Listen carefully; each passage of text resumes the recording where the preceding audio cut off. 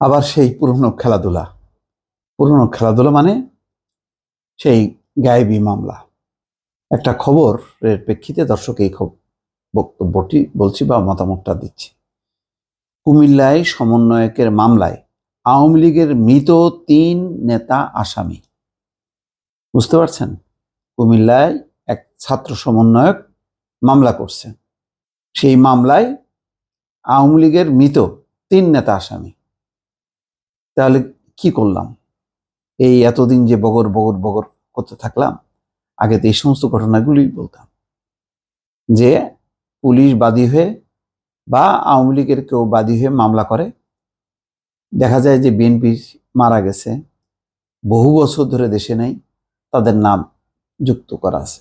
এখন ঠিক সেই নতুন মোড়কে আবার নতুন করে সেই একই গায়েবী মামলা। এখানে ৩ জনের ছবি দেওয়া হয়েছে প্রথম আলো রিপোর্টে। মোহাম্মদ কামাল উদ্দিন মজুমদার, ওয়াহিদুর রহমান, আব্দুল মমিন।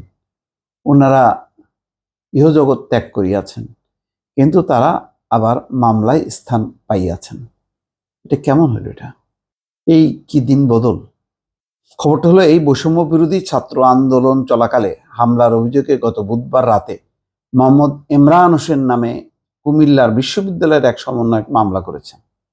মামলায় তিনি কুমিল্লা সদর দক্ষিণ উপজেলা পরিষদের সাবেক 2 চেয়ারম্যান, আওয়ামী লীগের বেশ কয়েকজন নেতা সহ 96 জনের নাম উল্লেখ করে এবং অজ্ঞাত পরিচয়ে আরো 150 থেকে 200 জনকে আসামি করেছেন। নাম উল্লেখ করা আসামিদের মধ্যে 3 জন মৃত বলে বিষয়টি নিয়ে আলোচনা চলছে।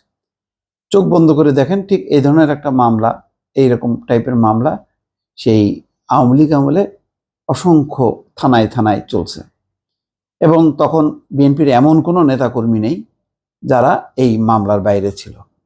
তো এখন কি আবার সেই আওয়ামী লীগের এমন কেউ থাকবে না যারা এই মামলার বাইরে থাকবে?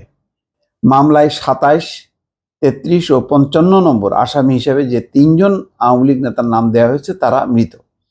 এই 3 নেতা হলেন 27 নম্বর আসামি কুমিল্লা সদর দক্ষিণ উপজেলা আওয়ামী লীগের সাবেক কৃষি বিষয়ক সম্পাদক মোহাম্মদ কামাল উদ্দিন মজুমদার, 33 নম্বর আসামি আওয়ামী লীগের সাবেক বন ও পরিবেশ বিষয়ক সম্পাদক আব্দুল মমিন, এবং 55 নম্বর আসামি পূর্ব জোড়কানন ইউনিয়ন আওয়ামী লীগের সহসভাপতি ওয়াহিদুর রহমান ওরফে ফরিদ। মৃত ব্যক্তিদের আসামি করায় ক্ষোভ প্রকাশ করেছেন তাদের পরিবারের সদস্যরা।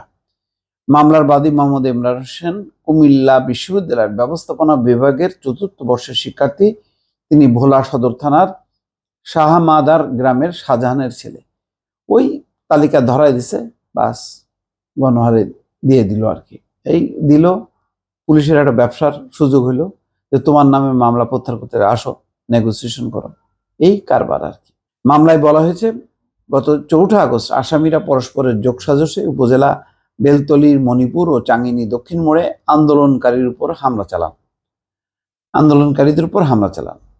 3 নেতার পরিবারের সদস্যরা বলছে এই যে তারা কেউ ট্রেনে কাটা পড়ে মারা গেছে, কেউ কিডনি জনিত রোগে মারা গেছে। এগুলি আসলে কেন্দ্রীয়ভাবে ছাত্র সমন্বয়ক হোক, অন্তর্বর্তী সরকার হোক, এদের বসে একটা সিদ্ধান্ত নেওয়া উচিত। ইতিমধ্যে এই যে সমস্ত মামলাগুলিকে একদম ডাইল বানানো হচ্ছে এই সমস্ত করে, এটা ভয়ঙ্কর একটা বিপদ হবে এবং মানুষের মধ্যে সেই হতাশা আবার বাড়তে থাকবে। দর্শক ভালো থাকবেন। আল্লাহ হাফেজ।